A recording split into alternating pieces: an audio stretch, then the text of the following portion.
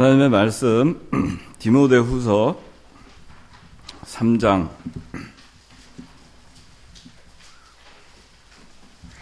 디모데후서 3장 14절.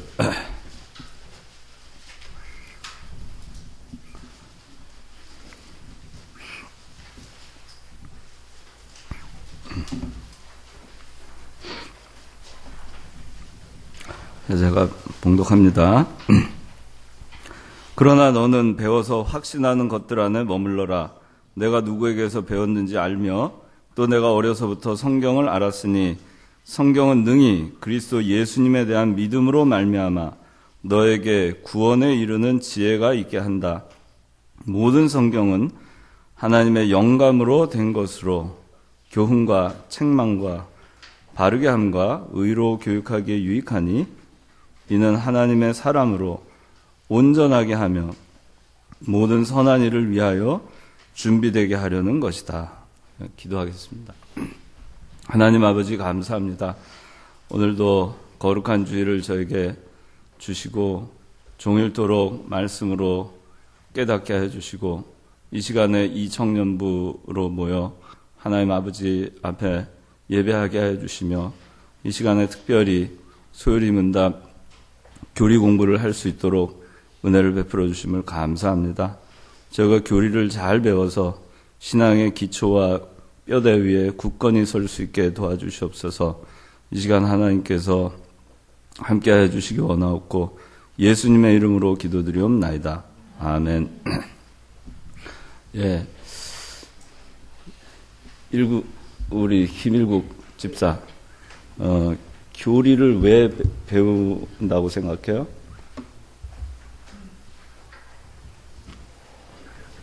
하나님을 더 기쁘게, 좀 더 구체적으로 말씀드리면은 하나님의 뜻을 더 잘 알고 그에 맞게 사는 성도가 되기 위해서. 네, 하나님 어떻게? 하나님 뜻을 잘 알고. 네. 그 뜻에 맞게 사는 성도가 되기 위해서. 네, 하나님 뜻을 잘 알고. 네. 그 뜻에 잘 맞게 사는 성도 되기. 그것도 좋아요.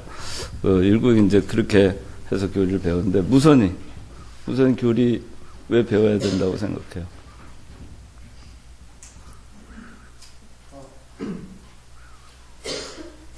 하나님을 섬기는 사람이 하나님을 먼저 바로 알아야 되기 때문에. 예. 여러분들이 그 교리를 왜 배워야 하는가에 대한 그 생각들 여러분들 각자 가질 수 있어요. 그러니까 교리는 여러분들이 이 성경 말씀을 통해서 이미 그 복음은 우리에게 충분히 전달이 될 수가 있지만은 이 성경을 해석하는 방법에 있어서 상당히 의견들이 분분한 부분이 있습니다. 그것이 좀 더 지나치게 되면은 그렇게 되면은 이단으로 빠지게 되고, 그 다음에 그거를 성경을 제대로 다 이해를 못하고 또 일부 이렇게 또 자기 임의대로 제하고 이렇게 믿게 되면 그럼 또 자유주의 신앙에 그렇게 또 빠지게 됩니다. 그렇기 때문에 이 교리를 여러분들이 제대로 알아야만이 이렇게 좌로나 우로나 흔들리지 아니하고 견고하게 설 수가 있습니다. 우리가 성경을 다 일일이 읽어서 우리가 깨닫지 못하는 것처럼 우리가 매주 목사님 말씀을 통해서 성경 말씀을 배우고 또 사경회를 통해서 우리가 이 성경의 뜻이 무엇인가 우리가 또 배우고 그렇게 하듯이 이 교리는 여러분들이 신앙생활을 하는 데 있어서 이 뼈대와 같은 거예요. 골격과 같은 거라서 이 골격이 제대로 형성이 되어 있지 않으면은 사상 누각과 같이 쉽게 신앙이 흔들릴 수가 있습니다. 그래서 여러분들이 이 교리를 배우는 것을 게을리해서는 안 돼요. 성경을 아무리 많이 알아도 이 교리적으로 굳건하지 않는 사람들은 쉽게 흔들립니다. 성경 많이 아는데도 이 이론적으로 교리적으로 불확실하게 알다 보니까 누가 이렇게 어떤 다른 복음을 가지고 와서 여러분들을 미혹할 때 거기에 충분히 대응하지 못하고 또 그것이 맞는지 틀리는지조차도 우리가 잘 분별을 하지 못하기 때문에 쉽게 흔들리게 됩니다. 그래서 여러분들이 이 교리 배우는 것을 상당히 중요하게 그렇게 생각을 해야 돼요. 그래서 웨스트민스터 소요리 문답 이 교리는 16세기 말이나 17세기 초에 여러 가지 신앙에 질서에 문제가 있었기 때문에 당시에 청교도 위대한 신학자들과 장로들이 모여서 이 성경을 창세기 1장부터 요한계시록까지 다 전권을 통찰을 해서 그 가운데에서 하나님께서 우리에게 주시는 중요한 교리들만을 집대성한 것이 이 웨스트민스터 소요리 문답이에요. 이걸 우리가 연구를 해가지고 했으려면 얼마나 힘들었겠어요. 근데 그 신학자들에 의해서 정리가 된 것을 우리는 공부를 하고 그걸 그대로 믿고 우리가 하는 겁니다. 그리고 여러분들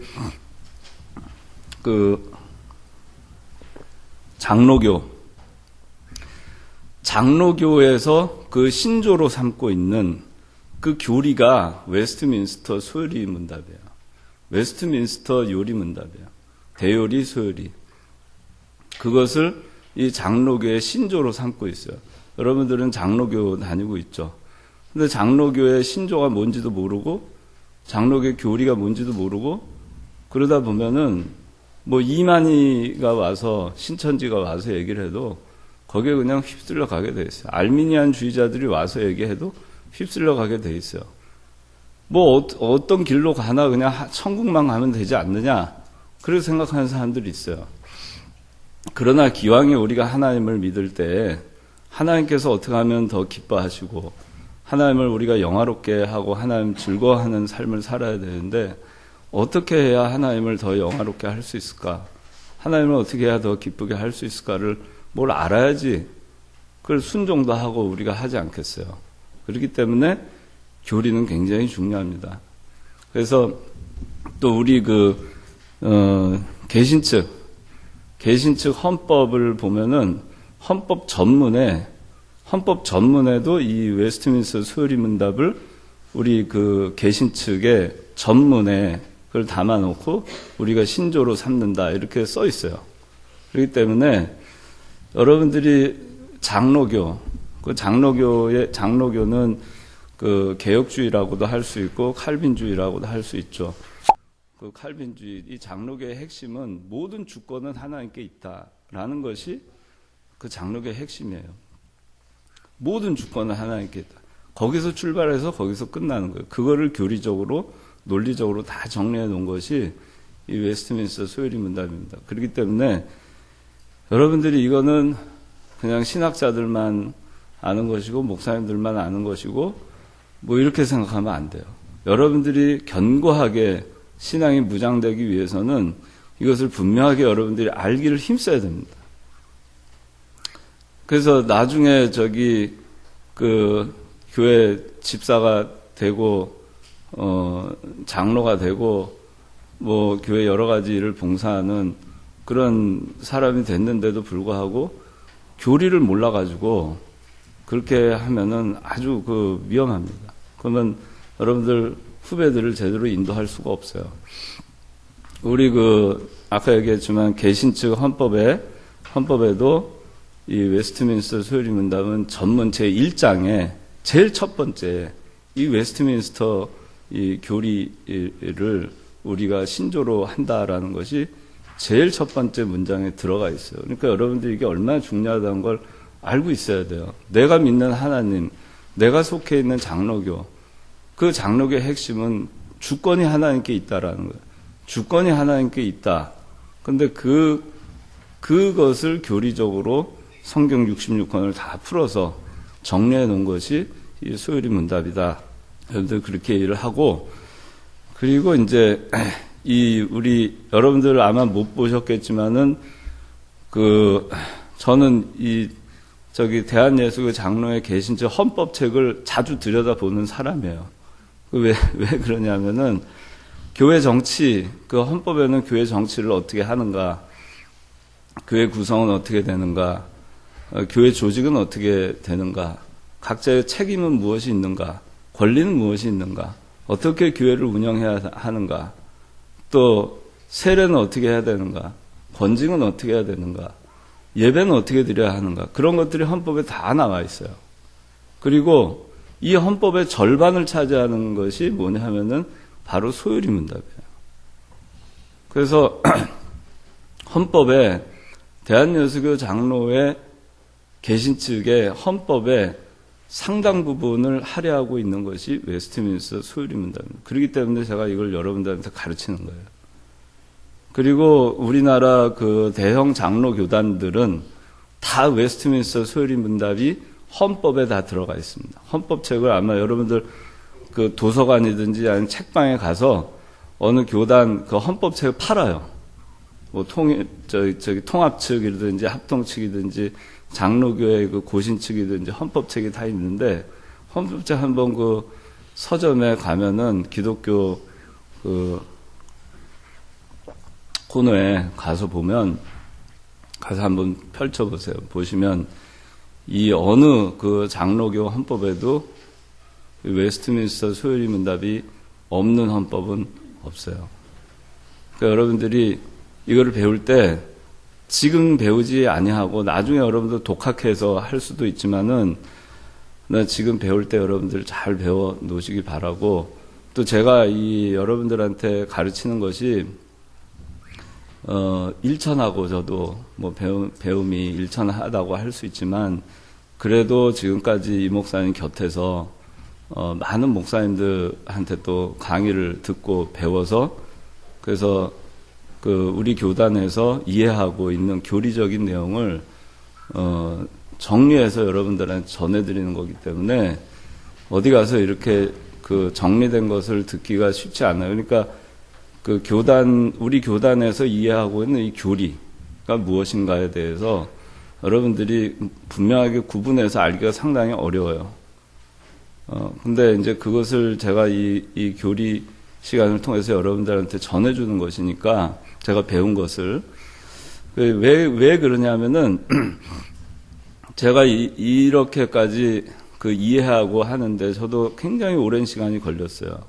여러분들 때부터도 그랬고, 아주 오랜 세월을 두고 궁금한 것이 너무 많았고, 이해가 안 되는 게 많았고, 그래서 그것들을 저는 오랜 기간 동안 질문을 하고, 또 가까이 있는 이병기 목사님한테 질문을 통해서 답을 얻어서 그걸 정리를 해 놓은 겁니다.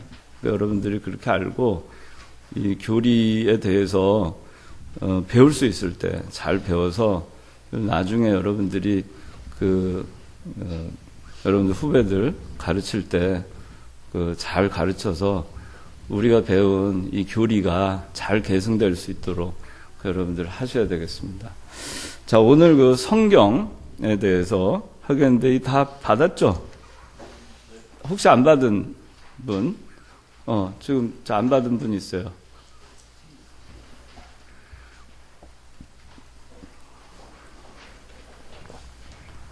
자, 저기 또, 한홍이, 예. 자, 그러면 오늘은 웨스트민스터 소요리 문답 2문, 제2문, 제3문 성경에 대해서 하겠습니다. 자, 제2문 다 같이 읽어봅시다. 시작. 하나님께서 우리에게 어떤 규칙을 주셔서 자기를 영화롭게 하고 즐거워하도록 지시하였습니까? 예, 답 시작. 신구약 성경에 기록된 하나님의 말씀은 우리가 그를 영화롭게 하고 즐거워하는 것을 가르쳐주는 유일한 규칙입니다. 예, 하나님께서 우리에게 어떤 규칙을 주셔서 자기를 영화롭게 하고 즐거워하도록 지시하셨습니까? 그랬어요. 근데 답이 신구약 성경에 기록된 하나님의 말씀은 유일한 규칙입니다. 그렇게 되어 있어요. 신구약 성경의 하나님의 말씀, 즉 하나님의 말씀은 신구약 성경이고, 신구약 성경은 하나님의 말씀이죠. 그 신구약 성경이 우리에게 우리가 그를 영화롭게 하고 즐거워하는 것을 가르쳐주는 유일한 규칙이다라고 얘기하고 있어요. 사람의 제일 된 목적이 무엇이죠? 황후기. 사람의 제일 된 목적. 예. 자, 하나님을 영화롭게 하려면 우리가 어떻게 해야 되죠? 일국 집사.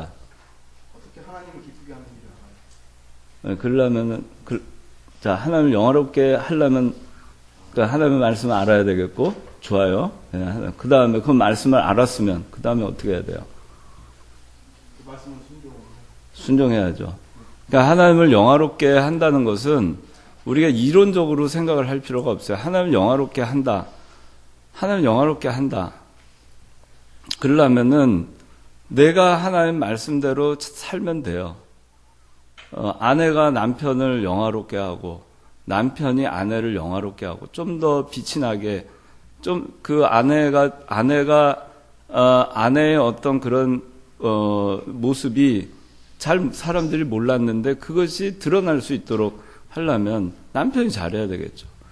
또 남편의 모습을 그 빛이 나게 드러나게 하려면 아내가 잘해야 되겠죠. 물론 본인들도 잘해야 되지만 근데 남편은 아내에 대해서 밖에 나가서 험담하고 돌아다니고 아내는 남편에 대해서 험담하고 돌아다니면 그게 안 되겠죠. 하나님을 영화롭게 하고 그를 즐거워하는 것을 가르쳐주는 유일한 규칙이 하나님의 말씀이에요. 성경 말씀인데 이 성경 말씀을 우리가 알아야지. 아까 일국 집사에게는 알아야 되겠죠. 성경 말씀을 알아야 되겠죠. 성경 말씀이 있어야 뭔가가 있어야 우리가 그 하나님을 영화롭게 할 수 있는 법을 알 수 있지 않겠어요? 하나님이 우리에게 사람의 제일 된 목적은 하나님을 영화롭게 하고 영원토록 그를 즐거워하는 것이다 라고 얘기는 하셔놓고 우리로 하여금 도대체 하나님을 영화롭게 하는 것이 뭔지 도대체 뭘 순종하라는 것인지 어떻게 하나님 중심으로 살으라는 것인지 어떻게 하나님 뜻대로 믿는 일 하라는 것인지 그걸 가르쳐주지 않은 채 그냥 하나님 영화롭게 해라 하나님 즐거워해라 우리가 어떻게 알겠어요 그걸. 그래서 이걸 제대로 모르는 사람들이 성경을 믿지 않고 모르는 사람들이 어떻게 하냐면은 우상을 섬기는 거예요. 자기가 만들어 놓은 그 미지의 어떤 신을 섬기게 되는 거죠. 자기가 규정을 하는 거죠. 아, 여기엔 이런 신이 있을 것이다. 어떤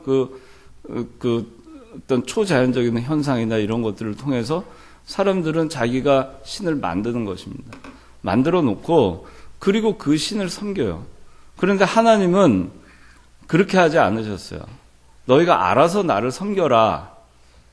미지의 하나님, 이 자연 만물을 통해서 볼 때 나를 대충 알지 않겠어? 대충 아는 그 하나님을 섬겨. 어떤 형태로 섬겨도 좋아. 그렇게 하지 않으셨어요. 그렇게 그냥 놔두었을 경우에 수많은 미신들이 생기는 거죠. 하나님은 우리에게 분명하게 가르쳐 주시느라고 성경을 주신 겁니다. 하나님의 말씀을 주셔서 네가 이 말씀을 통해서 하나님을 영화롭게 하고 그를 즐거워하는 법을 자 이것이다. 그걸 알려주신 거예요. 우린 그대로 순종하면은 되는 거예요. 아주 간단해요. 그러니까 하나님께서는 우리에게 굉장히 복잡하고 난해하고 어려운 길을 가르쳐 주신 것이 아니고 굉장히 단순한 길을 가르쳐 주셨고 명확하게 성경을 통해서 우리에게 그 방법을 제시해 주셨어요. 그래서 자 하나님께서 우리에게 어떤 규칙을 주셔서 자기를 영화롭게 하고 즐거워하도록 지시하셨는가? 성경을 통해서라는 얘기입니다. 자, 그 다음에 3론. 자, 시작. 답, 시작.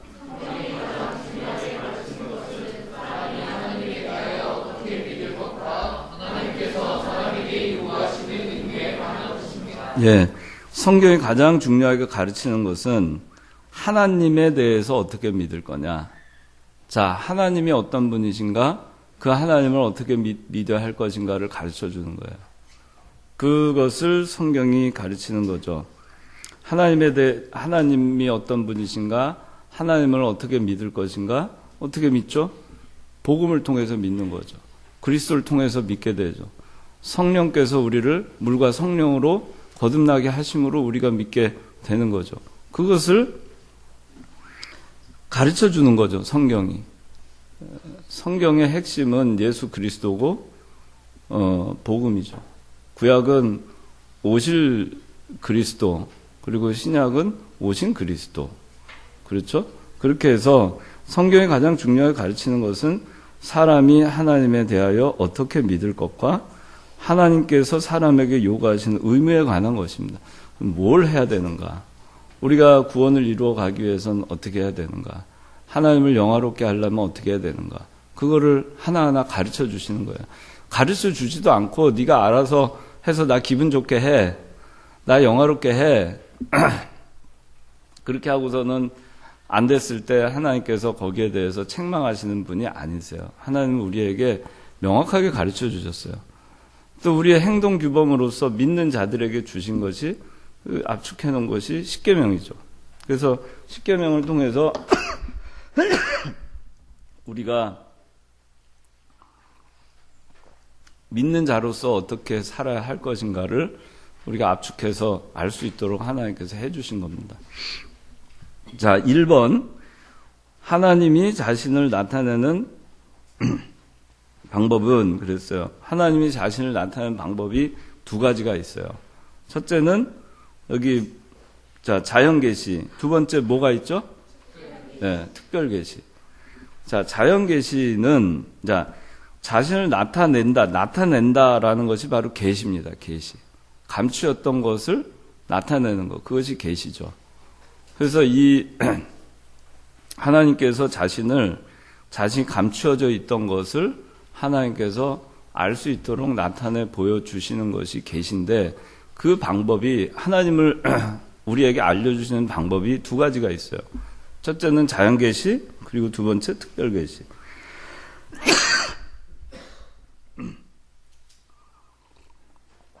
자, 중선이 자연계시가 뭔지 한번 설명해 볼래요? 자연계시. 세상에서 자연을 통해서 일반적으로 보여줄 수 있는 것들을 통해서 하나님의 살아계시는 것을 보여줍니다. 네, 설명 잘했어요. 지금 설명한 대로예요. 이 성경 이외에 이 자연 만물을 통해서 우주 만물을 통해서 사람들의 삶을 통해서 그것을 통해서 하나님을 간접적으로 알 수 있도록 해주는 것이 바로 자연계시. 이거는 일반 계시라고도 얘기를 해요.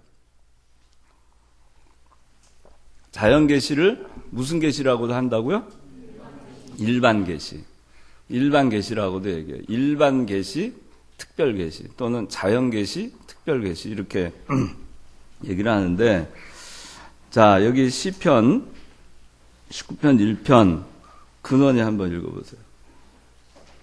하늘이 하나님의 영광을 선포하고 궁창이 그 손으로 하신 일을 나타내는구나. 예, 하늘을 통해서 하나님의 영광이 선포되는 것을 믿지 않는 사람들도 대충 알아요.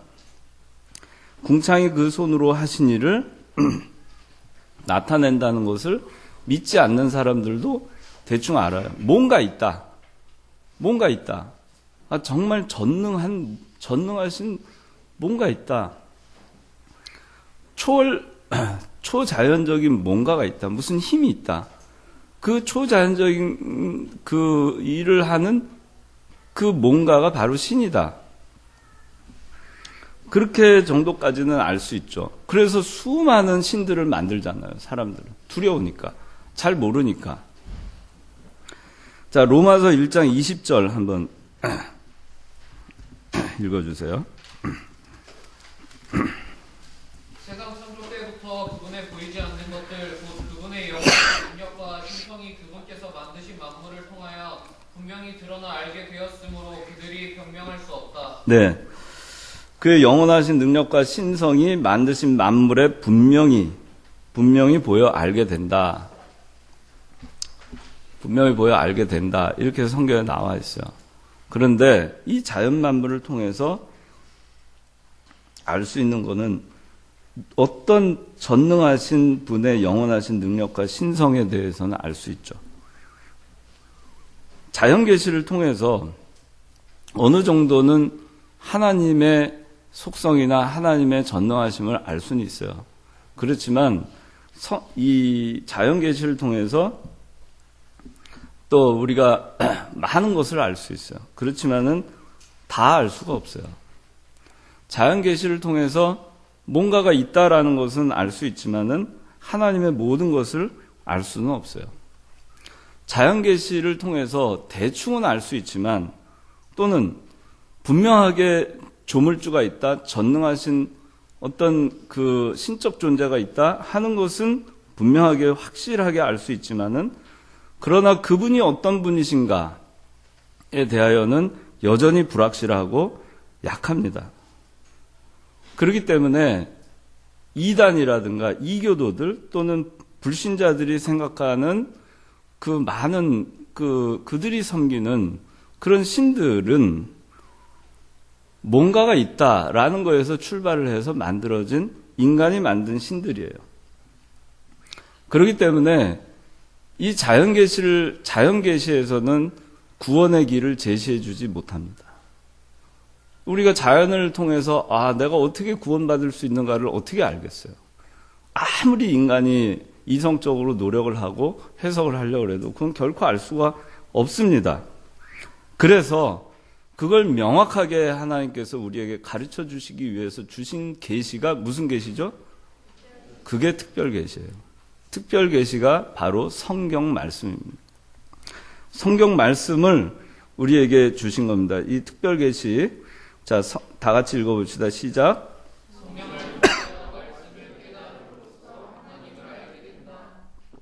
예. 특별 계시를 깨닫게 하시는 분은 성령이고 이 성령을 통해서 특별 계시를 깨닫게 하심으로 하나님을 알게 되는 것입니다. 우리가 자 생각을 해보세요. 성경이 없었다. 그러면은 우리는 어떻게 됐을까? 하나님에 대해서 장님 코끼리 만지기 식으로 그렇게 알았을 거예요. 우리가 구원의 길도 우리가 알 수 없었을 겁니다. 우리는 여전히 어둠 가운데 있었을 거예요. 그리스도도 몰랐을 것이고 그리스도의 십자가도 몰랐고 그리스도의 부활도 몰랐고 하나님의 태초에 하나님께서 우리를 사랑하셔서 우리를 택하셨다는 사실도 우리는 몰랐을 겁니다. 가르쳐주지 않았으면. 특별 계시를 통해서 우리에게 가르쳐주지 않았으면 우리는 그리스도도 몰랐고 우리가 어떻게 구원받아야 하는지 어떻게 구원받았는지 우리는 알 수 없었을 겁니다. 여전히 우린 죄와 사망 가운데 어둠 가운데 있었을 거예요. 인간이 하나님을 알 길이 도저히 없기 때문에. 그런데 우리가 성경을 통해서 이 모든 것을 알게 된 겁니다.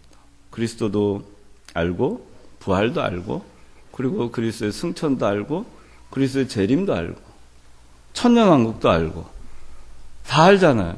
백보자 심판도 알고 그 이후에 우리가 영원토록 그리스도와 더불어서 영원토록 우리가 산다는 거 그거 우리가 어떻게 알 수 있었겠어요? 특별 계시를 통해서 하나님 아버지께서는 우리에게 명확하게 구원의 길을 알려주셨고 우리에게 소망을 명확하게 주신 것입니다. 자연 계시를 통해서는 알 수가 없어요. 그래서 하나님께서 특별 계시 성경을 주신 겁니다. 자, 2번. 자, 특별 계시인 신구약 이거 다 같이 읽어봅시다. 시작.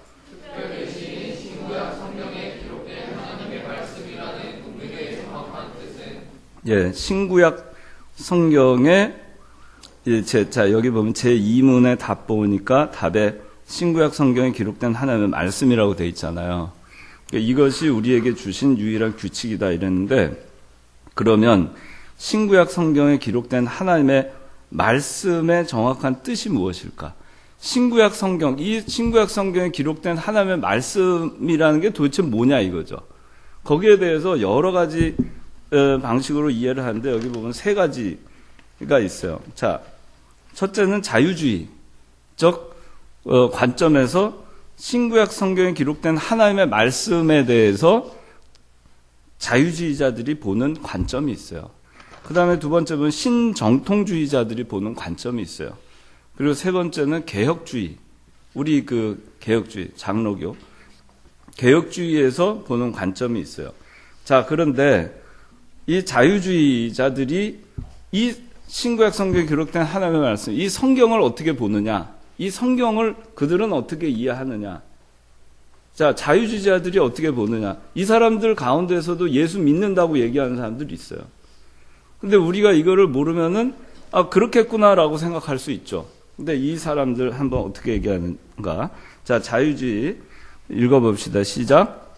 성경의 어떤 부분은 하나님의 말씀이고 어떤 부분은 인간의 말인데 그 기준을 인간 스스로가 결정할 수 있다는 것이다. 자, 이거는 뭐냐면은 성경 어떤 부분은 하나님의 말씀이고 어떤 부분은 아니다라는 얘기예요. 뭐냐면은 전적으로 사람의 이성적 접근에서 판단하는 겁니다. 과학적이고 이성적으로 봐서 이것이 논리적으로 맞으면 그러면 말씀이고 하나님의 말씀이고 그렇지 않으면 아니야, 그거는 하나님의 말씀이 아니야, 그런 거예요. 예를 들자면 홍해를 이 사람들은 갈대 바다라고 해석을 합니다. Sea of Reed, red가 아니라 Red Sea가 아니라 Sea of Reed 이렇게 해석을 해요. 당시에 홍해 북쪽으로는 상당히 넓은 갈대 숲이 있었다. 그 갈대 바다를 건넌 것이지 어떻게 바다가 갈라져서 홍해를 건널 수 있겠냐. 그게 자유주의자들이 하는 거예요. 성경에 나와 있지만 믿지 않는 겁니다. 오병이어의 이적. 아니, 어떻게,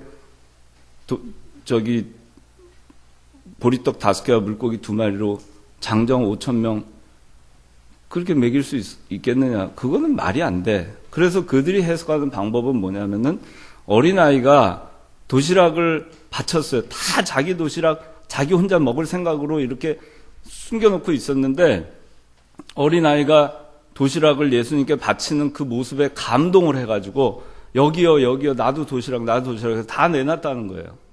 그래서 그걸 나눠 먹으니까 5,000명, 장정 5,000명과 그 위에 다 이렇게 먹을 수 있었다. 이렇게 해석을 합니다. 그러니까 이 사람들은 성경을 믿지 않는 거죠.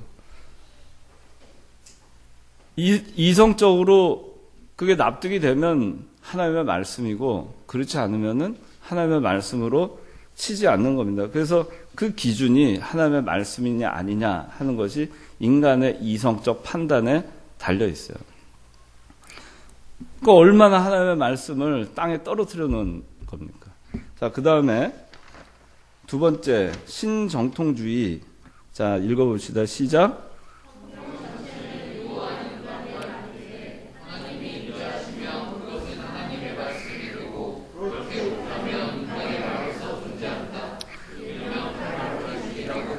네, 신정통주의.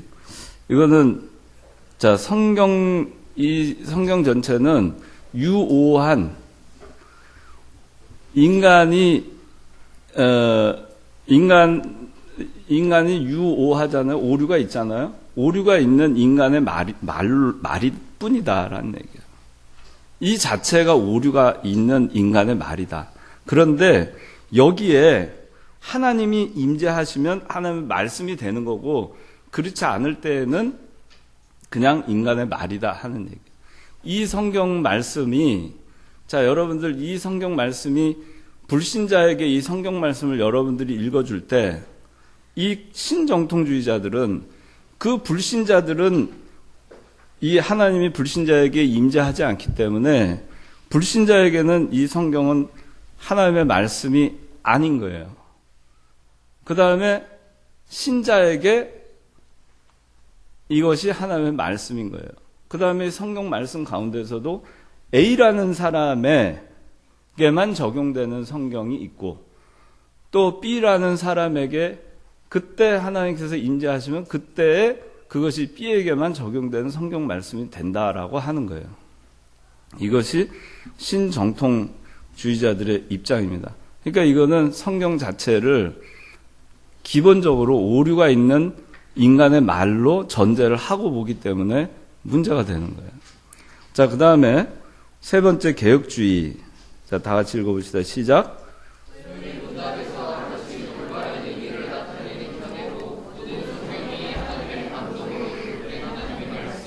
예. 모든 성경이 하나님의 감동으로 기록된 하나님의 말씀이다. 디모데후서 3장 16절 한번 읽어보세요. 모든 성경은 하나님의 영광으로 된 것으로 교훈과 책망과 바르게 함과 의로 기록하기에 유익하니. 네. 모든 성경은 하나님의 영감으로 기록되어 있는 거예요. 하나님의 영감으로 기록되어 있는 것인데 여기 하나님의 감동으로 기록된 하나님의 말씀이라고 그랬어요. 모든 성경은 하나님의 영감으로, 하나님의 감동으로 기록된 것이다. 성경에 나와 있죠. 이 성경도 믿지 않으면 성경 믿지 않는 거예요. 그래서 모든 성경이라고 했지 일부 성경은 하나님의 말씀이라고 하지도 않았고 일부 성경만 하나님의 감동으로 기록된 거라고 하지 않았어요. 모든 성경은 하나님의 감동으로 기록된 하나님의 말씀이라고 디모데후서 3장 16절에 분명하게 얘기하고 있습니다. 이 말의 의미는 낱말 하나하나까지도 다 하나님의 말씀이고 성경 자체에는 오류가 없다라는 거예요. 이 자체가 우리가 오류가 있다고 전제를 하고 이 성경을 읽으면 우리가 이것을 어떻게 믿을 수 있겠어요? 내가 믿는 이게 혹시 또 틀린 거 아니야? 이것도 의미가 또 다르지 않아? 그렇게 여러분들 이게 인간이 쓴 거기 때문에 오류가 있을 수 있기 때문에 이게 완벽한 것이 아니야 라고 하는 순간 이 성경은 믿을 수 없는 그냥 책이 되는 것입니다.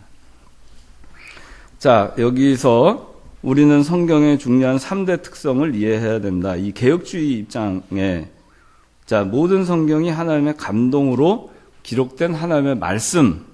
자, 모든 성경은 하나님의 영감으로 기록된 말씀이다.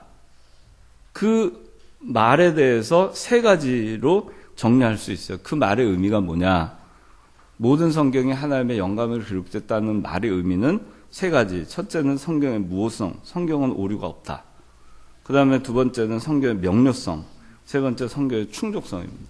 하나님의 영감으로 기록된 것이 오류가 있다면 온전히 하나님의 영감으로 기록된 것이 아닌 것이 되는 거죠. 그렇기 때문에 하나님의 영감으로 기록이 됐는데 성경에 오류가 있다고 하면은 그건 잘못된 거죠. 그래서 자, 1번 성경의 무오성, infallible, 원본 성경에는 오류가 없다. 이 얘기는 성경이 말하는 모든 것은 진리라는 얘기입니다. 자, 그 다음에 성경의 명료성, 평범한 사람들까지도 이해할 수 있도록 기록됐다. 자, 성경이 여러분들 성경 보면 이해할 수 없어요? 다 이해할 수 있죠. 성경은 이 복음이라고 하는 것은 아주 유식한 사람들, 공부 많이 한 사람들, 지혜자, 변론자, 학자 이런 사람들만이 성경을 해석할 수 있는 게 아니에요. 성경을 이해할 수 있는 게 아니에요. 어린 아이들까지도 주 예수를 믿으라. 그리하면 너와 내 집이 구원을 얻으리라. 하나님이 세상을 이처럼 사랑하사 독생자를 주셨으니 이는 저를 믿는 자마다 멸망치 않고 영생을 얻게 하려 하심이니라. 하나님은 사랑이시다. 태초에 하나님이 천지를 창조하셨다. 어린아이들이 그거 못 믿어요? 여러분들 여기 주일학교 반사님들 많이 있는데 어린아이들 얘기하면 믿잖아요. 그래서 이 성경은 명료합니다. 평범한 사람들까지도 이해할 수 있도록 기록이 됐어요. 이것은 이 인간의 지식으로는 이해할 수가 없어요. 어린아이의 그 오병이어, 보리떡 5개, 물고기 2마리로 5,000명을 먹였다. 명료하잖아요. 어린아이라고 이것을 이해할 수 없을까? 이해할 수 있어요. 어떻게? 믿음으로 이해하는 거예요. 논리적으로 이해하는 게 아니에요. 믿으니까 이해하는 것입니다. 우리가 성경을 갖다가 하나하나 다 이해하고 따져가지고 인간의 이성으로 과학적으로 다 입증이 됐기 때문에 믿는 것이 아니잖아요. 믿고 나니까 그 다음에 이해가 되는 거예요. 그리스도의 십자가를 우리가 믿으니까 이해가 되는 겁니다. 부활 믿으니까 이해가 되는 거예요. 승천 믿으니까 이해가 돼요. 재림하실 거 말도 안 되는 소리. 그러나 우리는 믿으니까 이해가 되는 겁니다. 어린아이들도 이것은 알 수 있어요. 그 다음에 성경의 충족성. 자, 성경 말씀으로는 부족하다. 그게 이단들이 자주 써먹는 방법이에요. 성경 말씀으로는 부족해요. 이거 말고 뭔가가 또 있어야 될 것 같아요. 그러니까 통일교에서 뭐가 있죠? 원리강론이라는 거 만들었죠. 그러니까 이 몰몬교에서 몰몬경이라는 거 만들었죠. 성경으로는 부족해요. 뭔가 특별한 계시가 또 하나 있는 거예요. 이걸로는 불충분해요. 이걸로는 구원의 길이 불충분해요. 그러니까 뭔가 또 다른 뭔가가 있어야만이 된다. 그렇게 주장을 하고 나간 사람들이 결국에는 이 이단으로 이제 빠지게 되는 것입니다. 성경은 충족성이 있어요. 성경 말씀으로 충분합니다. 이것으로 십자가의 말씀, 십자가의 도, 구원의 도, 이것으로 충분한 거예요. 자, 그래서 이것이 이 개혁주의가 보고 있는 성경은 하나님의 감동으로 기록된 하나님의 말씀이다라는 거에 대한 이해입니다. 자, 성경이 세 가지 3대 특성이 있는데, 뭐죠? 무엇성, 명확성, 충족성. 그렇게 있어요. 자, 그 다음에 지금 신구약 성경에 기록된 하나님의 말씀에 대해서 세 가지 견해가 있죠. 첫째는 자유주의, 두 번째는 신정통주의, 세 번째는 개혁주의. 우리는 무슨 주의? 개혁주의예요. 개혁주의는 모든 성경이 하나님의 감동으로 기록된 말씀이다라는 것을 믿는 신앙입니다. 자, 그 다음에 세 번째,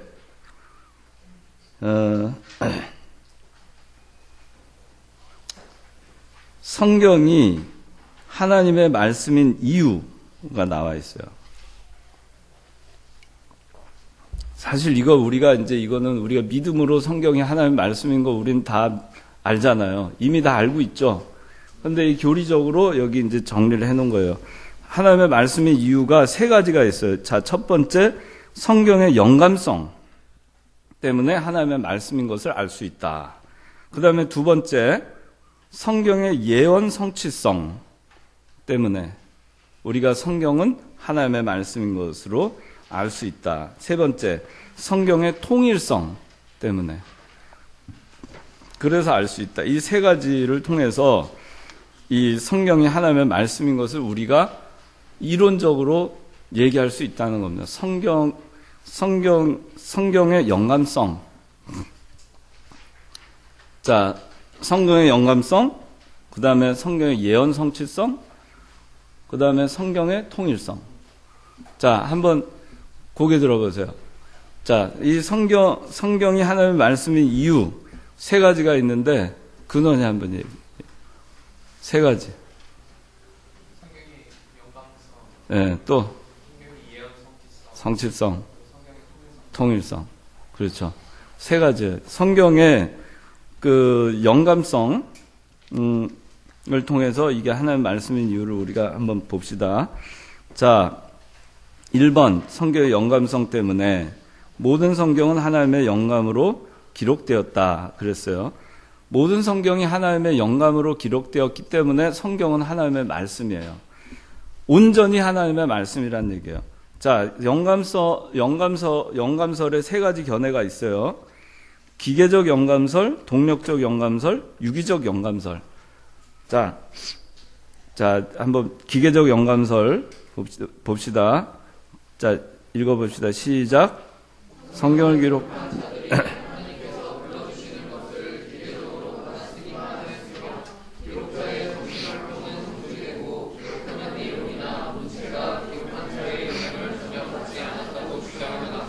예. 일국집사 이거 맞는 것 같아요? 기계적 영감설.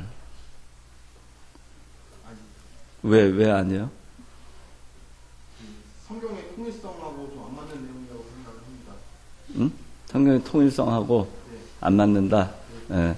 아주 뭐 앞서서 설명을 잘해줬는데, 자 여기 기계적 영감설이라고 하는 거는 이 성경의 필자의 개인적인 어떤 그 성향이나 그 사람의 지적 능력이나 이런 것들을 전혀 다 무시한 채 모든 사람들을 성경을 쓸 때는 성경을 기록하게 할 때는 기계처럼 한 거예요. 그냥 그 사람의 그 뭐 어떤 생각이라든가 이런 건 다 없고 그냥 단순히 기계처럼 타이프를 치는데 타이프라이터가 그냥 막 탁 타이프 쳐지듯이 하나님이 타이프라이터가 됐고 그 다음에 하나님이 타이프를 치는 거고 타이프라이터가 누구죠?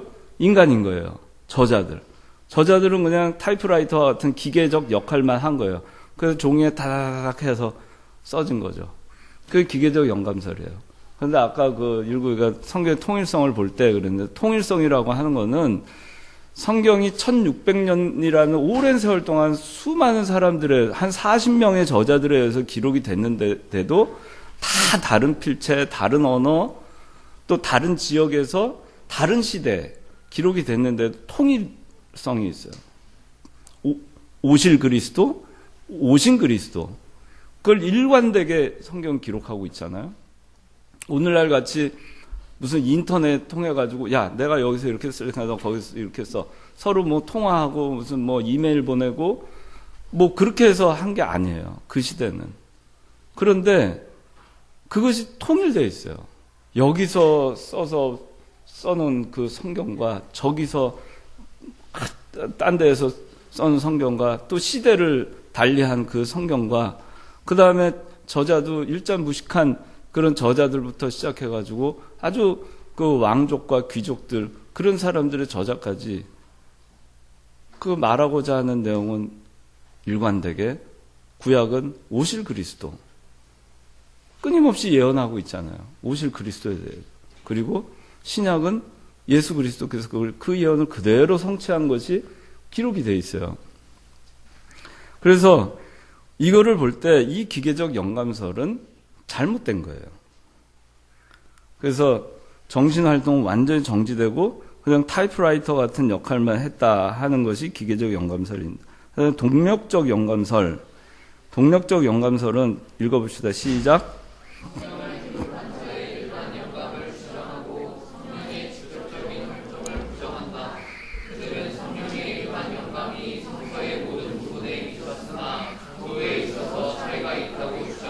예, 이거 동력적 영감설이라고 하는 거는 일반 영감, 성경을 기록한 자의 일반 영감을 주장한다는 말이 뭐냐면은 성경을 기록한 큰 카테고리, 그것만 영감을 받았다는 거예요. 아, 복음에 대해서, 오실 그리스도에 대해서 써야 되겠구나. 그것만 영감을 받은 거예요. 그리고는 알아서 자기가 쓴 거예요. 이게 동력적 영감설입니다. 나머지 뭐 용어라든가 문장이라든가 그런 건 자기가 알아서 한 거예요. 이게 동력적 영감설입니다. 이거는 성경의 오류의 가능성을 인정하고 있어요. 그리고 성경의 초자연적 특징을 박탈하는 결과를 가져옵니다. 이게 왜 그러냐면은 하나님께서 이 디모데후서 3장 16절에 있듯 모든 성경은 하나님의 영감으로 기록되어 있다라는 이 말씀의 의미는 이 성경에 오류가 있다는 것을 인정하는 것이 아니에요. 그냥 큰 카테고리에서 오실 그리스도에 대해서 하나님이 쓰라고 했어. 알았어. 내가 이제 쓰는 거예요. 소설 쓰듯이.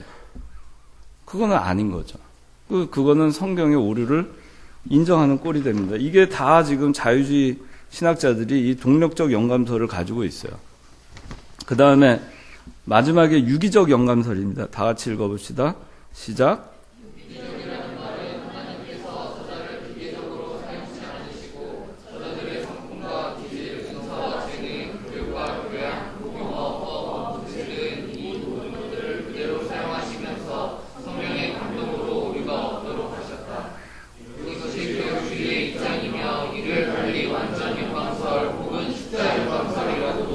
예, 유기적 영감설은 완전 영감설 또는 축자 영감설이라고 합니다.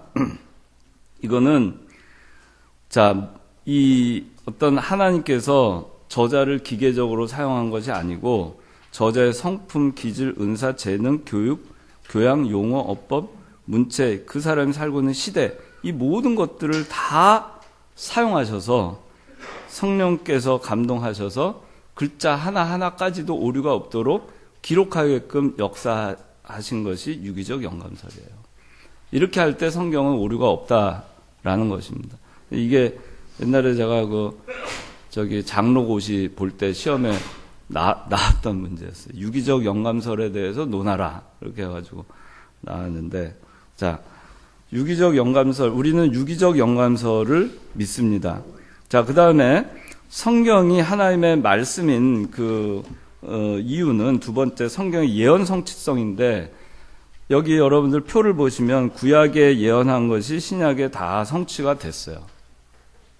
그리고 이것은 아까 얘기한 그와 같이 다수의 그 저자들에 의해서 다른 시대에 다른 곳에서 이렇게 쓰여져 있는데도 불구하고 그 일관되게 구약에는 오실 그리스도에 대해서 예언을 했고, 그리고 신약에 그것이 그대로 성취된 것을 볼 때 이 성경은 하나님의 말씀이다 하는 것이고, 세 번째 성경의 통일성. 여기 아까 설명했는데, 자, 40여 명의 기자에 의해서 1600년간에 기록된 성경이 한 사람이 쓴 것 같은 통일성을 이루고 있다. 그래서 성경은 하나님의 말씀인 것을 우리가 알 수 있다는 겁니다. 자, 성경. 여기 이 성경이 전부 몇 권으로 되어 있죠? 66권. 구약이 몇 권? 신약은 27권. 자, 구약 39권 여러분들 바른 성경 이 앞에 이제 아마 순서 있을 거예요. 구약 성경 차례. 이거 한번 펼쳐보세요. 구약 성경 차례. 페이지.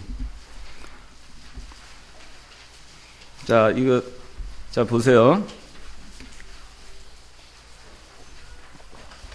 자, 여기서 다 폈어요? 예.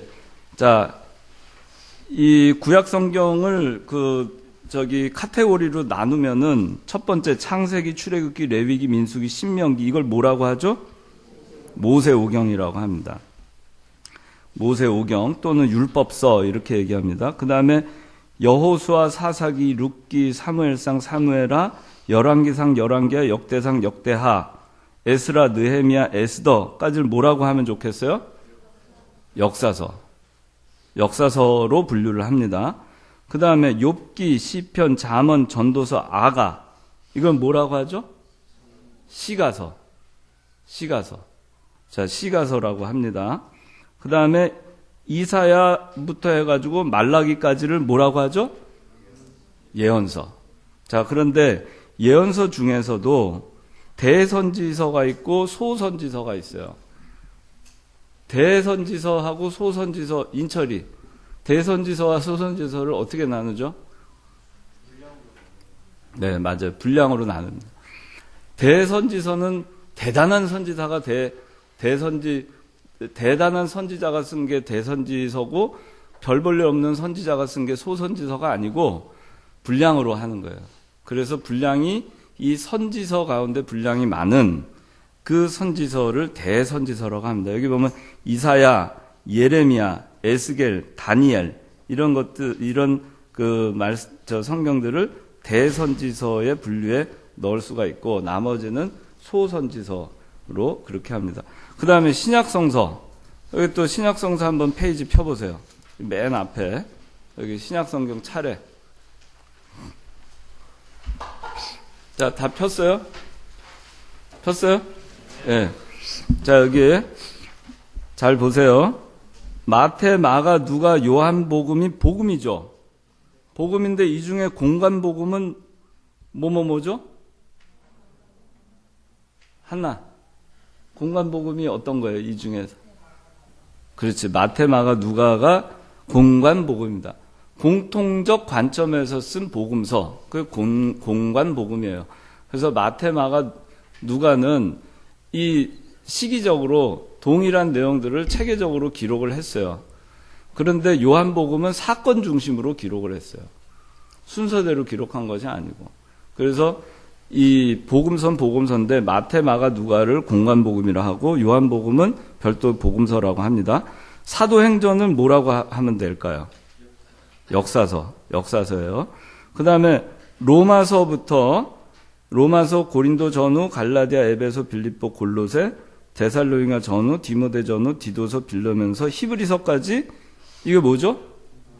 바울서신이에요. 바울서신.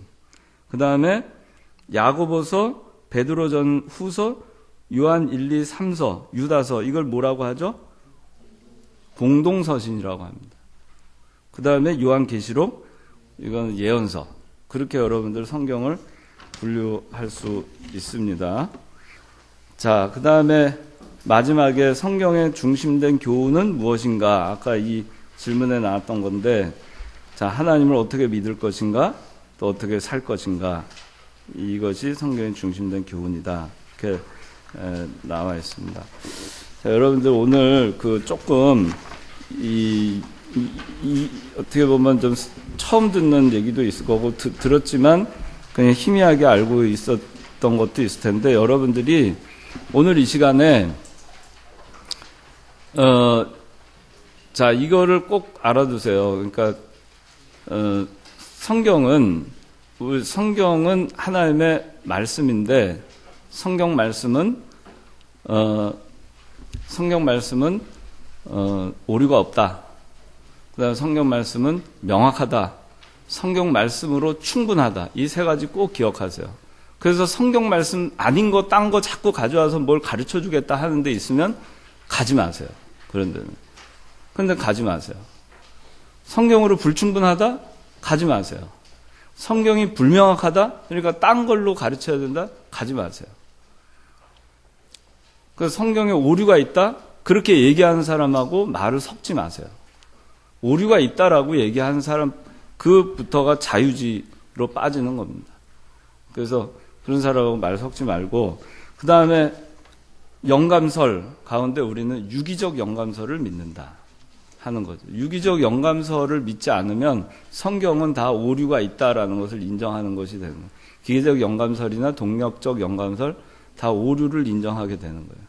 그래서 우리는 유기적 영감설을 믿는다 하는 거예요. 그걸 여러분들이 꼭 기억하시기 바랍니다. 기도하겠습니다.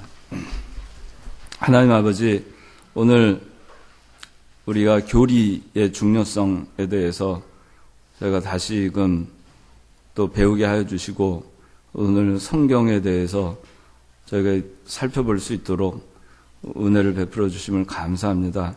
우리가 교리로 굳건하게 무장해서 잘못된 사상과 잘못된 깨달음을 가지고 저희들의 신앙을 흔들어 놓는 그런 일들이 있을 때 저희가 견고하여 흔들리지 않도록 도와주시옵소서.